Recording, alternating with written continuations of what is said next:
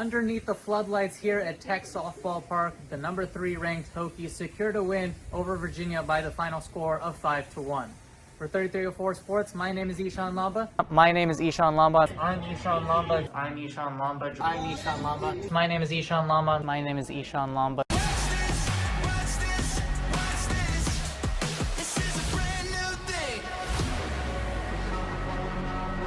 But there is a bright spot for the Virginia Tech offense, and it comes with the running back of Malachi Thomas, who put up a dominant performance against the Syracuse Orange. And more on that, we throw it on over to reporter in Ishan Lamba. That's right, Andy. Last Saturday at Lane Stadium, despite the devastating defeat, a new star was born in the Virginia Tech backfield. Malachi Thomas rushed for over 150 yards against Syracuse. Now, the number 4 running back on the depth chart came as a surprise to many, as despite Raheem Blackshear, Jalen Holston, and Keyshawn King all being healthy and active, Malachi Thomas still got the lion's share of the carries. It was also a welcome sight for Hokie fans, as this was the first 100-yard rusher since Khalil Herbert in last year's regular season closer against UVA. It was also the first freshman 100-yard rusher the Hokies have had since Thomas's fellow teammate Keyshawn King back in 2019 against Furman. Now, it remains to be seen whether Fuente will stick with this strategy as they travel to Atlanta to play Georgia Tech. Fuente has been under the hot seat in recent weeks, but in games including a 100-yard rusher, his record actually improves. When there's a 100-yard rusher from one of his players, he is 11-8 in games immediately following that, and is 15-10 in games after allowing a 100-yard rusher. Both of those things took place last Saturday as the aforementioned Malachi Thomas rushed for over 100 yards for the Hokies, and Garrett Schrader and Sean Tucker both rushed for over 100 yards on the Hokies. Can the Hokies pull it out? It remains to be seen on the back of Malachi Thomas. Guys?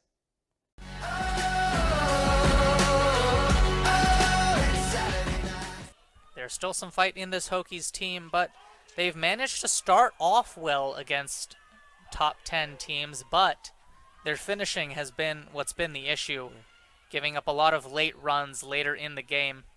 Yeah, I mean, they've never scored against these top 10 teams. They've never scored more than double. They've scored single digits. So I'm trying to say allowing double digits, but never have scored past double digits. Duke got the draw control and now trying to make some moves is Olivia Carner, a centering pass to Barry, I believe, swarmed by Hokies. That was actually Landry.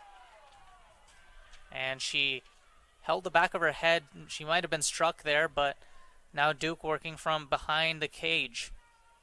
DeSimone with it now, trying to fake out her defender in Griffin. Pass behind, and then Landry gets it now. Landry over to Carner. Carner has 2 defenders. Keller draws 2 on her own. Passes below the goal line. Barry with it now. Barry trying to make a move to the center. Barry to X for DeSimone. DeSimone back to Barry.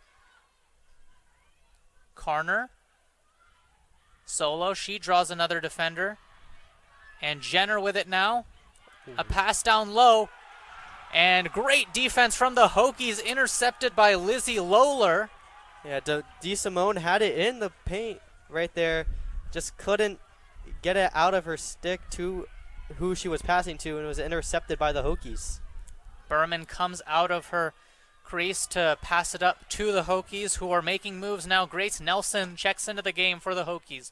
Lubnow controls, passes to Tyson. Tyson and Nelson. Nelson has trouble with it at first, but scoops it up. Kayla Frank. Less than 3 minutes left to play. We're tied at 2. Nelson. Right side Vergano. Vergano, fancy footwork, heads to the center. Nothing doing there for her. Finds Lubnow. Lubnow behind the net for Liebler. Liebler to Frank. Around the world go the Hokies. Lubnow shoots and scores a bullet! And the Hokies lead! That was an absolute missile. by Lubnow. That's her 34th goal this season. Ignites her point total up to 50. As watching our replay, that was just an absolute laser into the net. And we get a gritty on the sideline from one of her teammates. Virginia Tech in high spirits right now, leading the number 7 team in the country by 1. I mean, it's a complete momentum shift from the first 12 minutes in the game where Duke was leading 12-0. I mean, 2-0. But Virginia Tech just turned it around. I think that save by Berman on Barry really started to change the momentum on Tech's side. Berman, the graduate goalkeeper from Sewanee, Georgia, a veteran leader on this team. And the draw a bit faulty. And there's a whistle, but Virginia Tech will come up with possession. And a substitution is made. Vergano controlling at the center circle. Heads toward the left side, and Student checks back into the game. Sarah Lubnow on the far side just had an absolute ripper of a goal. Down low for the Hokies. Behind the net was Martinet. Liebler on the left side of the fan. Over to Lubnow. Lubnow to Vergano on the right side. Vergano. Hokies trying to move inside, but are just being defended by Duke really well. Student to Martinet behind the net. Martinet fakes a defender out, changes direction. Sophie Student with it at the top of the key.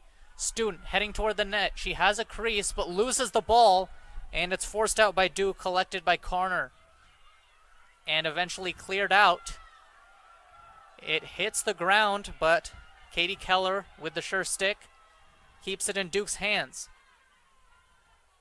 Keller still with it now. They'll slow it down and set up their offense. Caroline DeBellis checks into the game. DeSimone controls behind the net over to Barry. Barry to Jenner. Jenner to Landry. Landry just one-on-one with the defender.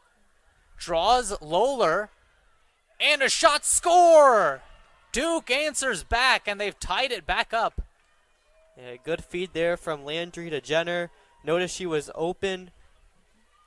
Jenner able to crawl into the little arch there and just sink it right in for her first of the game.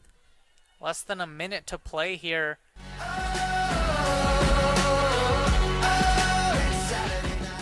Ishan, as you are a huge Pittsburgh Steelers fan, we're going to start off with your boys against the Baltimore Ravens. And with your being a fan, I was actually curious here of this because you probably watched way more of that game than Kyle and I would have. Does that game fill you with playoff hope? And are your hopes in the playoffs riding on the legs of Najee Harris? So first of all, I just want to say, let's go! Because I had no faith that, watching this team at the start of the season, that we were going to make the playoffs. Mm-hmm. And I'll break off in a tangent before I answer your question, because I do want to give a little nod to Ben, because sure. At the end of last season, we knew that Ben probably didn't have much more in him. And at the start of the season, he didn't look like his normal self. And we realized that, now is probably his final season. And I mean, you can still see flashes of his old glory, but it's just not the same. And for a lot of Steeler fans our age, Ben is all we've ever known. And there have been very few other quarterbacks that have come in during his time. I mean, we had Charlie Batch and Dennis Dixon and Michael Vick for a little while, and Landry Jones, that one season with Mason Rudolph and Duck Hodges. So Ben has been our quarterback, and throughout this past decade, the highs and the lows, he's always been there, giving me some of the greatest memories of games that I've ever watched. He's Canton bound, undeniably, and this year, but especially these past couple weeks, it's just been fun to see him turn back the clock a little bit. He's had 7 game-winning drives this season alone. You know, it hasn't been pretty. We've gotten 9 wins this season, and 8 of them have been one-possession games. So it's been really tight. I don't know how we got here, but it's just fun to see Ben get to play a little while longer for old-time glory's sake. So I do want to give a shout-out to Ben for all the memories and for getting us into the playoffs.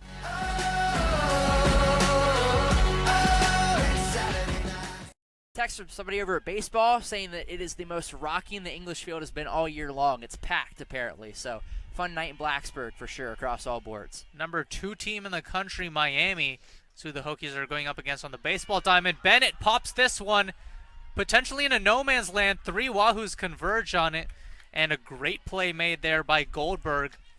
That's probably the second play of its kind that we've seen from the UVA fielding. And now 2 outs on the board. You can definitely breathe a lot more easier if you're the Cavs. Job is not done yet. You've got to get out of the inning. Troll still in scoring position. Emma Ritter, of course, not who you'd want to face in this moment. Rail will deliver the first pitch to Ritter, and she takes it for an inside strike. Quite close, left her a bit cramped for space.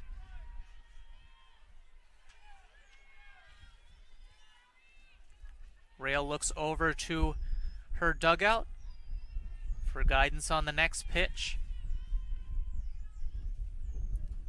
The 0-1 to Ritter. Ritter takes this one again, and another inside of the plate strike. Yeah, just nips the inside corner on that one. Emma Ritter didn't like the call, neither did Pete Demore. Yelling out of the third base dugout. It's difficult to see, of course, from our angle, but I think those two pitches were perfectly placed by Rail, just catching the inside bit of the zone. And this one, Ritter takes the 0-2 pitch well low, so no controversy there, ball 1.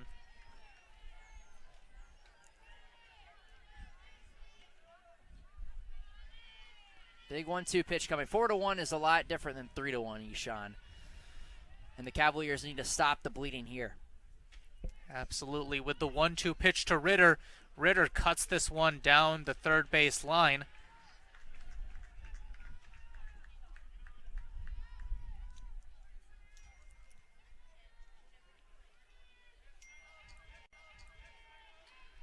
Troll eyeing another run at the plate.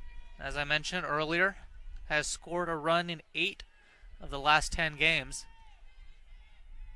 Looking to make it 9 of 11. And she'll need Ritter's help for that one. The 1-2 pitch. Ritter gets it in the gap into center field. Heading home is Troll. The throw is way off target. And that's exactly what Troll was hoping for. A 4th run added on for the Hokies in the bottom of the 5th. And this game has gone from a 1-0 shocker in favor of the Cavaliers to a 4-1 lead for the Hokies. They're not looking to end it just yet. Ritter was content with the single. But Meredith Slaw is up to bat now. And we saw what she can do. 6 home runs on the season, half of which came in the weekend series against FSU.